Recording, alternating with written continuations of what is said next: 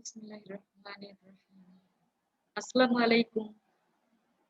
একটি রৌদ্র প্রজ্জ্বল সুন্দরতম সকালের শুভেচ্ছা। প্রিয় দ্বাদশ শ্রেণীর শিক্ষার্থীবৃন্দ, আশা করি তোমরা পরিবার পরিজন সহ নিজ বাড়িতে সুস্থ আছো এবং মহান আল্লাহ পাকের অশেষ রহমতে নিরাপদেও আছো। কোভিড-19 এর প্রাদুর্ভাবে বিশ্বব্যাপী সকল সেক্টরে এবং বিশেষ করে শিক্ষা ব্যবস্থায় ও শিক্ষা প্রতিষ্ঠানসমূহে তীব্র বিরূপ প্রতিক্রিয়া পড়েছে। অত্যন্ত অচল অবস্থার সৃষ্টি হয়েছে, যা থেকে মুক্ত নয় আমাদের দেশের শিক্ষা ব্যবস্থাও। আমাদের দেশের শিক্ষার্থীদের শিক্ষা জীবনও একটা হুমকির সম্মুখীন হয়েছে। কিন্তু বর্তমান শিক্ষা বান্ধব সরকার শিক্ষার্থীদের জীবনের অগ্রগতিতে ও শিক্ষাক্ষেত্রে গতিশীলতা বৃদ্ধির লক্ষ্যে দেশব্যাপী অনলাইন ভিত্তিক শিক্ষা কার্যক্রম শুরু করেছেন, যারই প্রেক্ষাপটে আমাদের কলেজেও অনলাইন ভিত্তিক ক্লাস কার্যক্রম শুরু হয়েছে। নিশ্চয়ই বিষয়টি এতদিনে তোমরা অবহিত হয়েছ এবং আমাদের অনলাইন ভিত্তিক ক্লাস কার্যক্রমে নিয়মিতভাবে অংশ নিচ্ছ ও নিজেদের পড়াশোনা শুরু করেছ। আমি তোমাদের আইসিটি বিষয়ের শিক্ষক মনিরা জামান মনি। আমার আলোচনার শুরুতেই তোমাদেরকে কয়েকটি কথা বলতে চাই যে তোমরা সবাই জানো পরিষ্কার পরিচ্ছন্নতা ইমানের অঙ্গ। মূলত পরিষ্কার পরিচ্ছন্নতা ও নিরাপদ দূরত্ব অবলম্বনের মাধ্যমে তোমরা কোভিড-19 থেকে মুক্ত থাকতে পারবে বলে আমি আশা করি।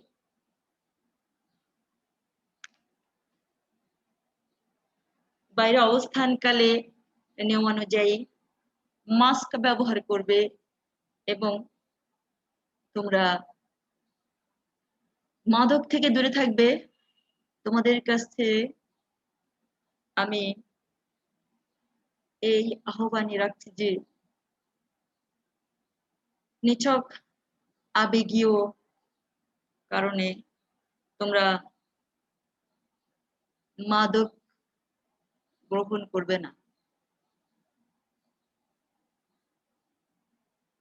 তা তোমাদেরকে কোনো দুঃখ কষ্ট বা সমস্যা থেকে পরিত্রাণ দেবে না, বরং তোমাদেরকে মাদক সর্বনাশের চূড়ান্ত পর্যায়ে নিয়ে যাবে। এবং নিঃসন্দেহে মাদক মানুষের জীবন, ভবিষ্যৎ, শরীর এবং স্বাস্থ্যকে ধ্বংস করে দেয়। এই কথাটি মাথায় রাখবে।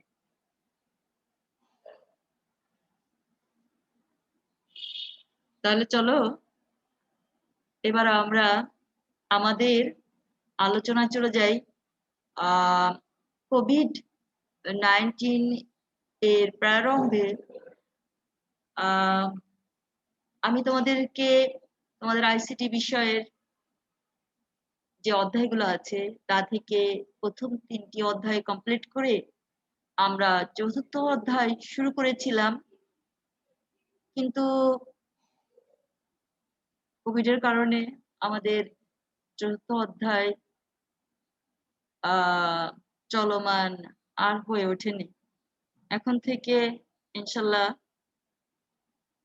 আমাদের বাকি অধ্যায়গুলি সাফল্যের সাথে আমরা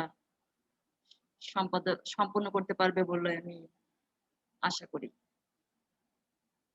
তাহলে চলো আমরা এবার আলোচনায় চলে যাই।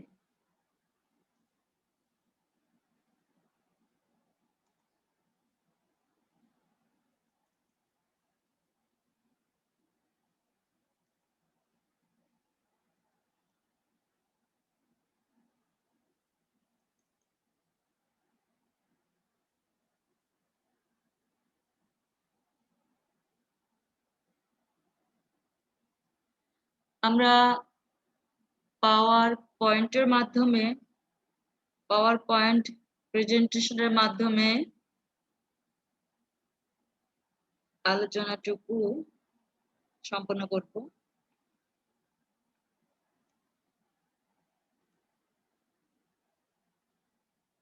শিক্ষার্থী, তোমাদের জন্য আবারও শুভেচ্ছা।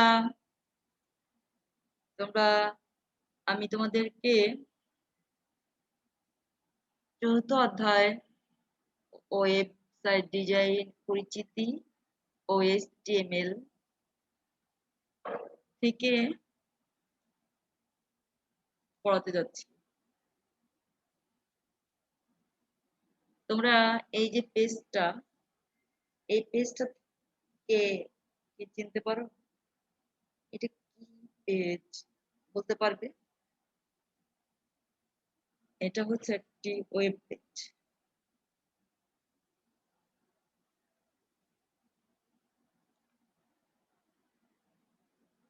তোমরা কি কখনো এই ধরনের পেজ দেখেছো? এই যে এই পেজটাকে কি বলা যায়? এটা হচ্ছে একটা ওয়েবসাইট। ওয়েব পেজ আর ওয়েবসাইট মূলত একটা বা একের বেশি পেজ নিয়ে একটা ওয়েবসাইট হয়।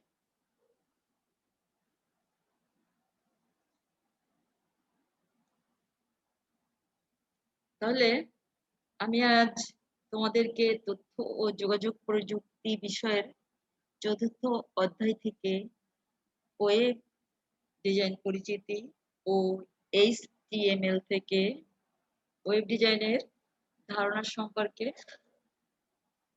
আলোচনা করতে যাচ্ছি। এই কন্টেন্ট থেকে তোমাদের যে শিক্ষণ ফল অর্জিত হবে তা হচ্ছে তোমরা ওয়েব পেজ ও এর বিষয়বস্তু ব্যাখ্যা করতে পারবে, ওয়েবসাইটের ধারণা বর্ণনা করতে পারবে, আইপি অ্যাড্রেস সম্পর্কে যথাযথভাবে আলোচনা করতে পারবে, ডোমেইন নেম বিশ্লেষণ করতে পারবে এবং ওয়েব অ্যাড্রেস সম্পর্কে আলোচনা করতে পারবে। এবার আমি তোমাদেরকে ওয়েব পেজ সম্পর্কে ধারণা দেব। ওয়েব পেজ হচ্ছে ওয়েবের পেজ। ওয়েব অর্থাৎ ইন্টারনেট ব্যবহারকারীদের দেখার জন্য বিভিন্ন দেশের সার্ভারে যেসব ফাইল রাখা হয় সেই ফাইলগুলোকে বলে ওয়েব পেজ। মূলত ওয়েব পেজ হচ্ছে ওয়েবসাইটেরই স্বতন্ত্র কোনো পেজ। একটা ওয়েবসাইটে যতগুলো পেজ আছে সবগুলো পেজই মূলত আলাদা আলাদা ভাবে এক একটা ওয়েব পেজ। ওয়েব পেজের বিষয়বস্তুগুলো কি কি বলো? তোমরা কি জানো একটা ওয়েব পেজে কি কি বিষয় থাকে?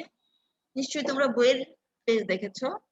একটা বইয়ের পেজে থাকে টেক্সট এবং স্থির চিত্র, কিন্তু একটা ওয়েব পেজে থাকে তোমার টেক্সট, স্থির চিত্র, অডিও, ভিডিও, ছবি, গ্রাফিক্স, বিভিন্ন অ্যানিমেশন, ডাটা ফাইল এবং কোনো পেজের লিঙ্ক। মনে করো তুমি এক পৃষ্ঠা, এক প্রথম পৃষ্ঠায় অন্য এক বা একাধিক পৃষ্ঠার লিঙ্ক থাকে। প্রথম পৃষ্ঠার কোনো একটি বিষয়ের সাথে অন্য কোনো পৃষ্ঠার বিষয়ের যদি সামঞ্জস্য থাকে সেক্ষেত্রে ওই লিঙ্কে ক্লিক করে সেই পৃষ্ঠাগুলোতে চলে যাওয়া যায়।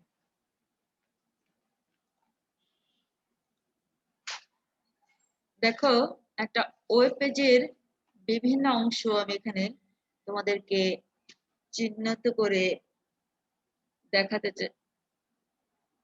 যাচ্ছি। দেখো, এই ওয়েব পেজের এই যে অংশটুকু, এটুকু হলো কোনো একটা ওয়েব পেজের অ্যাড্রেস। ঠিক আছে, তো এটাকে বলা হয়, এই অংশটুকুকে বলা হয় ওয়েব অ্যাড্রেস। এবং ওয়েব অ্যাড্রেস যে জায়গাটিতে লেখা হয় সেটাকে বলা হয় অ্যাড্রেস বার। দেখো, এই ওয়েবসাইটটিতে যেসব কন্টেন্ট গুলি উপস্থাপিত হয়েছে সেই সব কন্টেন্ট উপস্থাপনের যে প্লেস, এই প্লেসের এই প্রতিটা কন্টেন্টের যে বাটন সেটাকে বলা হয় লিংক বাটন। দেখো, একটা ওয়েব পেজে অনেক সময় বিভিন্ন বিষয়ের নোটিশ ও উপস্থাপিত হয়। যেমন দেখো, এখানে সরকার নিয়োগ বিজ্ঞপ্তির নোটিশ উল্লেখ করা হয়েছে। এখানে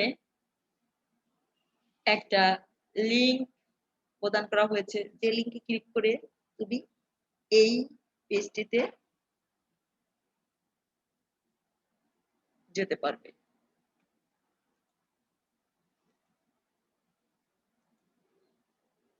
ওয়েবসাইট, ওয়েবসাইট বলতে কি বুঝি আমরা এবার সেটাই জানি।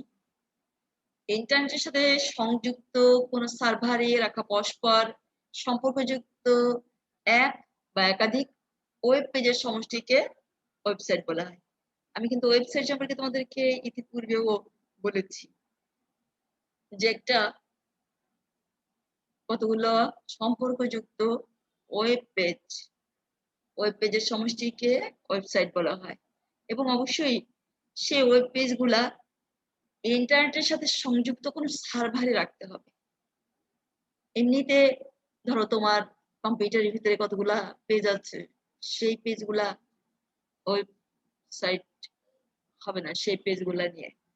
কিন্তু ইন্টারনেটের সাথে সংযুক্ত কোনো সার্ভারে যদি তুমি এক বা একাধিক সম্পর্কযুক্ত ওয়েব পেজ রাখো, তবে সেই অংশটুকু হবে ওয়েবসাইট।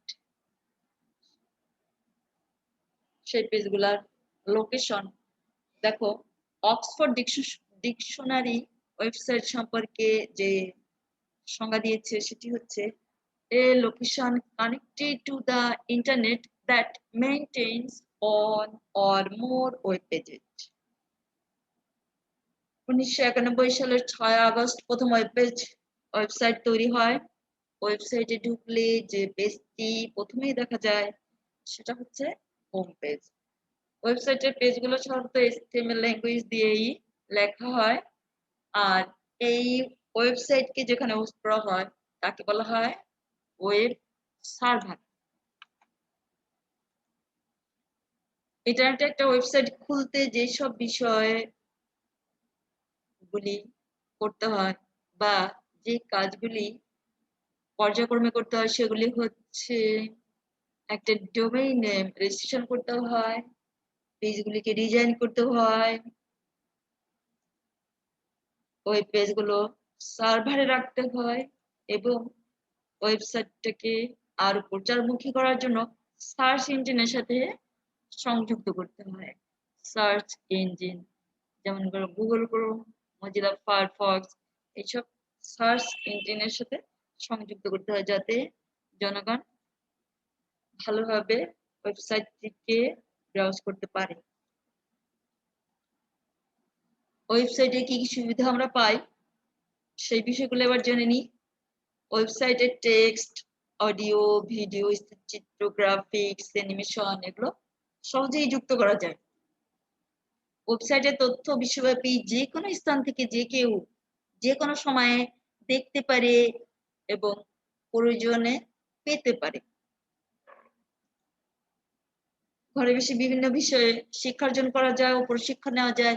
যেমন মনে করো যে তুমি আম, উম, এই আমাদের দেশে বসেই উন্নত কোনো দেশের উন্নত বিশ্ববিদ্যালয় থেকে যদি ডিগ্রি অর্জন করতে চাও, সেক্ষেত্রে এখন তুমি তোমার ঘরে বসেই অনলাইনের মাধ্যমে তোমার সেই ইচ্ছাটাকে সম্পন্ন করতে পারো।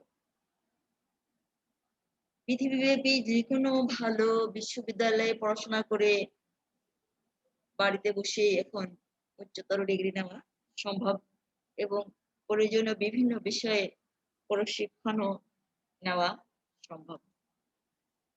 ঘরে বসে বাস, ট্রেন, প্লেনের টিকিট কাটা যায়। বিভিন্ন দেশ বিদেশের হোটেলের রুমের হোটেলের অবস্থান করার ক্ষেত্রে হোটেল রুমের চার্জ জানা যায়, বুকিং দেওয়া যায়, ইত্যাদি কাজগুলি করা যায়। এক্ষেত্রে ওয়েবসাইটের মাধ্যমে আমরা আরো একটি সুবিধা পাই, সেটা হচ্ছে যে আমাদের সময়, অর্থ, শ্রম ইত্যাদির অপচয় রোধ হয়। আলোচনার এই পর্যায়ে আমি তোমাদেরকে জানাতে যাচ্ছি আইপি অ্যাড্রেস কি। আইপি অ্যাড্রেস কি? দেখো, এই পৃথিবীতে যত মানুষ আছে সব মানুষই কিন্তু স্বতন্ত্রভাবে আলাদা। যতই কোনো বিষয়ে মিল থাকুক না কেন চেহারা বা আচরণে, কিন্তু প্রতিটা মানুষই আলাদা। ঠিক তেমনি ভাবে মোবাইল, ল্যাপটপ যাই আমরা দেখি না কেন একই রকমের মনে হলেও ইন্টারনেটে যুক্ত প্রতিটা কম্পিউটার বা ল্যাপটপ তাদের একটা স্বতন্ত্র পরিচিতি বা আইডেন্টি আছে, যা আইপি অ্যাড্রেস নামে পরিচিত। আইপি এর পূর্ণরূপ হচ্ছে ইন্টারনেট প্রোটোকল। প্রতিটি আইপি অ্যাড্রেস অবশ্যই ইউনিক হবে এবং এই অ্যাড্রেস দিয়েই এক সার্ভার অন্য সার্ভারে ডাটা বা তথ্য ট্রান্সফার করে। IANA internet assigned numbers authority IP address ব্যবস্থাপনা করে থাকে। অর্থাৎ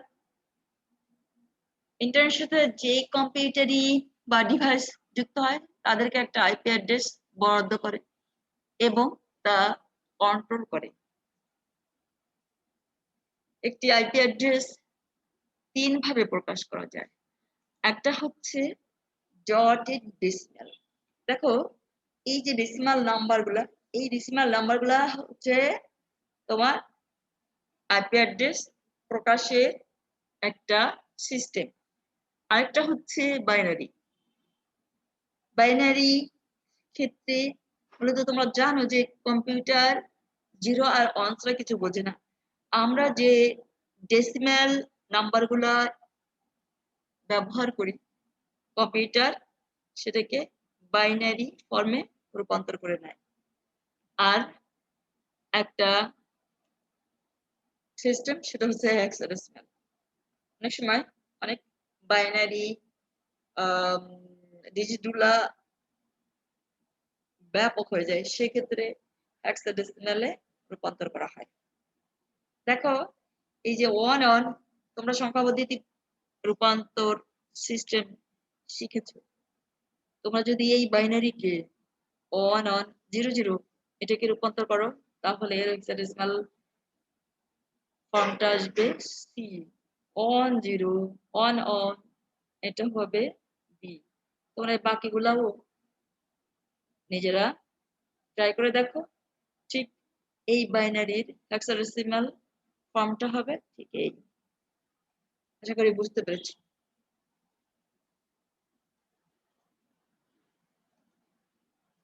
একটা আইপি অ্যাড্রেসের দুইটা অংশ থাকে।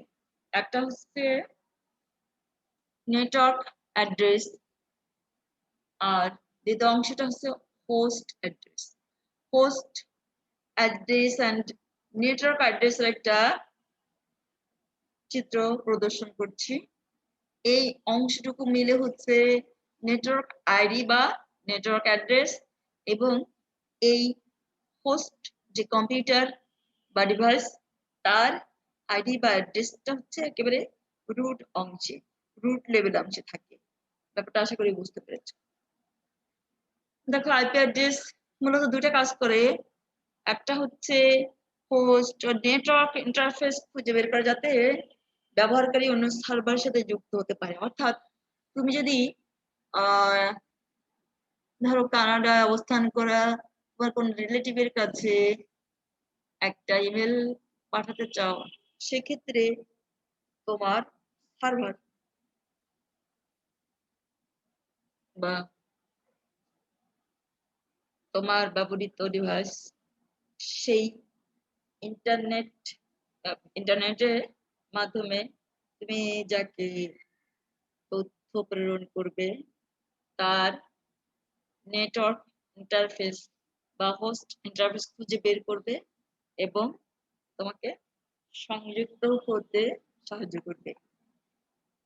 এরপরে সেটা হচ্ছে নেটওয়ার্ক ব্যবহারকারীর অবস্থান চিহ্নিত করে। তাহলে আইপি অ্যাড্রেস এই দুই ধরনের কাজ করে। ডোমেইন নেম, ডোমেইন নেম বলতে আমরা কি বুঝি সেটাই খেয়াল করো। আইপি অ্যাড্রেস সাধারণত সংখ্যা দিয়ে লেখা হয়, এবং এর কারণে একটা আইপি অ্যাড্রেসের পরিসর ব্যাপক হয়ে পড়ে, যা মনে রাখা খুবই কষ্টকর।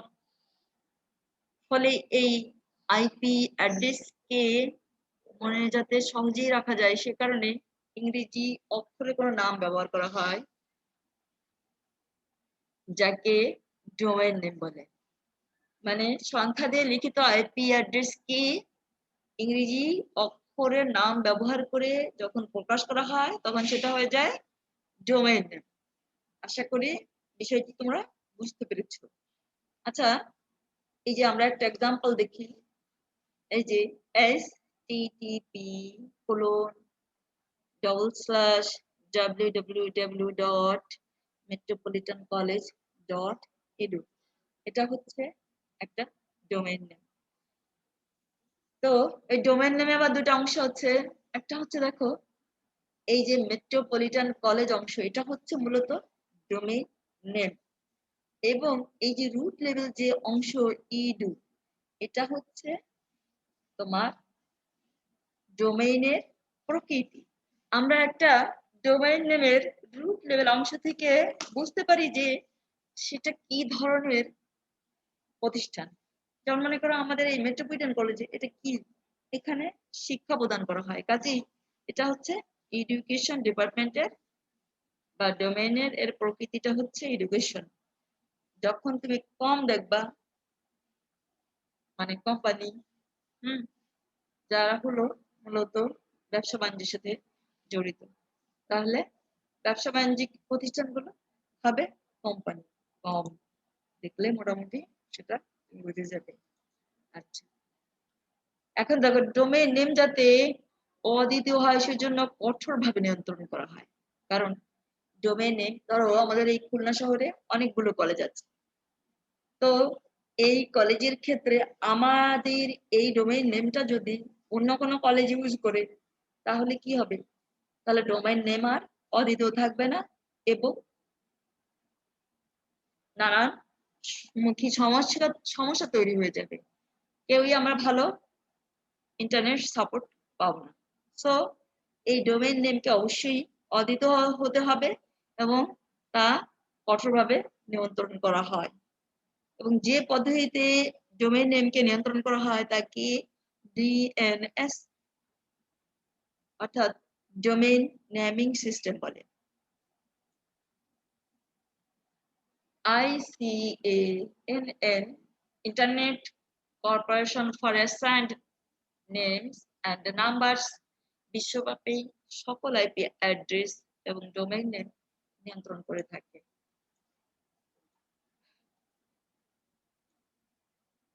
ডোমেইন নেম নির্বাচনের ক্ষেত্রে কিছু বিষয় বিবেচনা করতে হয়। সেই বিষয়গুলো হচ্ছে তোমার ডোমেইন নেম প্রতিষ্ঠানের নাম এবং উদ্দেশ্যের সাথে সম্পর্কিত হওয়া উচিত। যেমন ধরো একটা শিক্ষা প্রতিষ্ঠানের নাম অবশ্যই শিক্ষার সাথে সম্পর্কিত হবে, সেটা নিশ্চয়ই ব্যবসা বাণিজ্যের সাথে সম্পর্কিত হবে না। আবার একটা ব্যবসায়িক প্রতিষ্ঠানের নাম অবশ্যই ব্যবসা বাণিজ্যের সাথে সম্পর্কিত হবে, সেটা নিশ্চয়ই শিক্ষা বা অন্য কোনো নামের সাথে সম্পর্কযুক্ত হবে না। আশা করি তোমরা এই প্রসঙ্গটা বুঝতে পেরেছ, তাই না? এ নাম যতটা সম্ভব ছোট হওয়া উচিত, নামটা যাতে সহজে মনে রাখা যায় সেদিকে লক্ষ্য রাখতে হবে, এবং নামের বানান ও উচ্চারণে যাতে জনমনে অনিশ্চয়তা তৈরি না হয় সেদিকে ও লক্ষ্য রাখতে হবে। পাঠ উপস্থাপনের এ পর্যায়ে আমি তোমাদেরকে আলোচনা করব ওয়েব অ্যাড্রেস। প্রত্যেক ওয়েবসাইটের একটা অদ্বিতীয় ঠিকানা থাকে, যার সাহায্যে ইন্টারনেটে যুক্ত যে কেউ যে কোনো স্থান থেকে সেই ওয়েবসাইটের পেজগুলোকে ওয়েব ব্রাউজারে খুঁজে বের করতে পারে বা দেখতে পারে। এই যে ঠিকানা ওয়েবসাইটের, তাকেই ওয়েব অ্যাড্রেস বলে। তোমাদের আমি একটা ওয়েব পেজের বিভিন্ন অংশ, চিহ্নিত অংশ দেখিয়েছিলাম, যেখানে একটা ওয়েব অ্যাড্রেসও দেখিয়েছি, তাই না? তো এই প্রত্যেকটা ওয়েবসাইটের যে অদ্বিতীয় ঠিকানা আছে, যার সাহায্যে ইন্টারনেটে যুক্ত যে কেউ যে কোনো স্থান থেকে ওয়েবসাইটের সেই পেজগুলোকে ওয়েব ব্রাউজারে খুঁজে বের করতে পারে বা দেখতে পারে, তাকেই ওয়েব অ্যাড্রেস বলে, বা ওয়েবের যে অ্যাড্রেস তাই মূলত ওয়েব অ্যাড্রেস।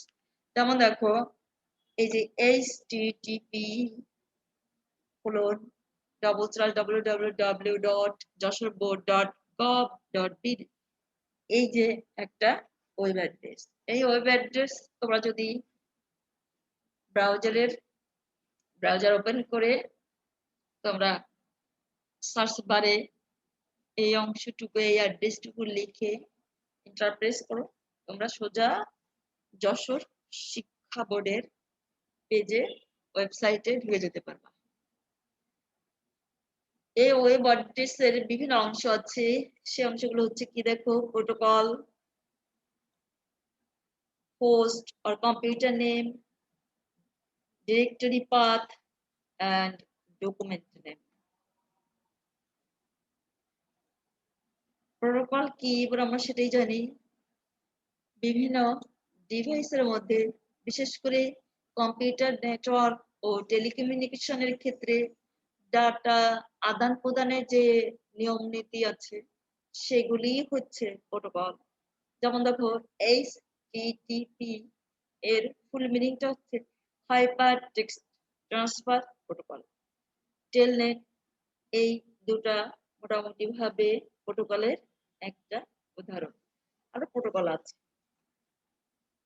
হোস্ট আর কম্পিউটার নেম, সেটা হচ্ছে তোমার ডোমেনের আওতাভুক্ত কোনো কম্পিউটারকে নির্দেশ করার জন্য যে নাম ব্যবহৃত হয় তাই হচ্ছে হোস্ট নেম।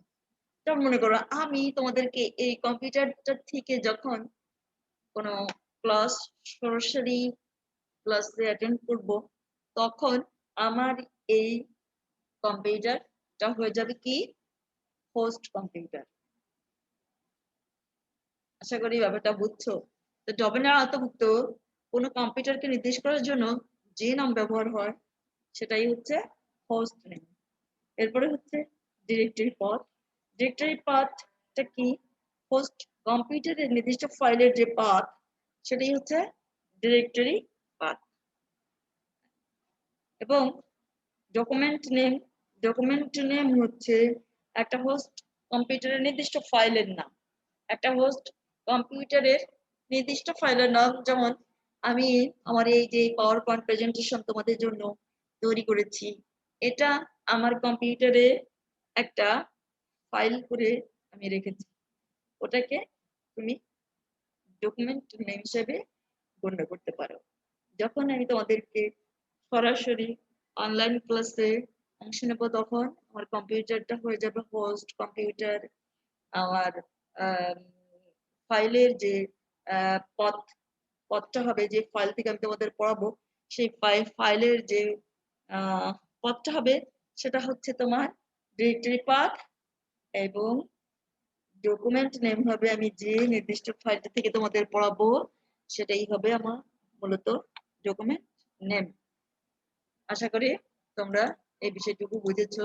এইবার আমরা আমাদের এই আলোচনা থেকে আমার শিক্ষার্থীদের কতটা মূল্যায়ন হলো সেই বিষয়টা, মানে কতটা অগ্রগতি হলো সেই বিষয়টুকু আমি এবার মূল্যায়ন করতে চাই। সেই ক্ষেত্রে যে প্রশ্নগুলো আমি তোমাদের করতে চাচ্ছি সেগুলো হচ্ছে, একটা ওয়েবসাইট খুলতে কি কি ধাপ অনুসরণ করতে হয় তা কি তোমরা বলতে পারবে?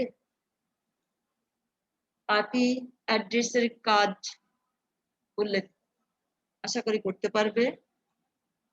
ডোমেইন নেম নির্বাচনের ক্ষেত্রে বিবেচ্য বিষয়গুলি আশা করি তোমরা বলতে পারবে।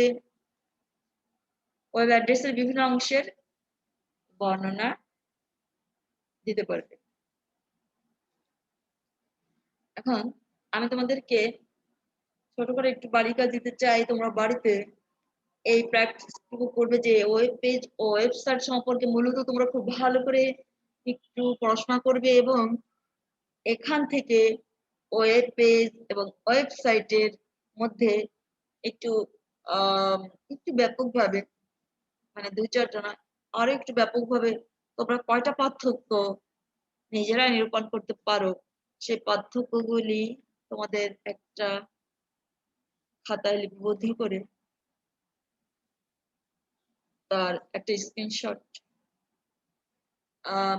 সরি তার একটা ছবি তুমি আমাকে আমার মেসেঞ্জার গ্রুপে যদি তোমরা পাঠাও তাহলে আমি খুবই খুশি হব।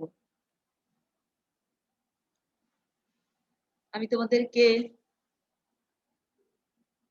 বিদায়ী শুভেচ্ছা জানাচ্ছি। আমার সাথে এই দীর্ঘ সময় ক্লাসে অংশ নেওয়ার জন্য তোমাদের সকলকে ধন্যবাদ।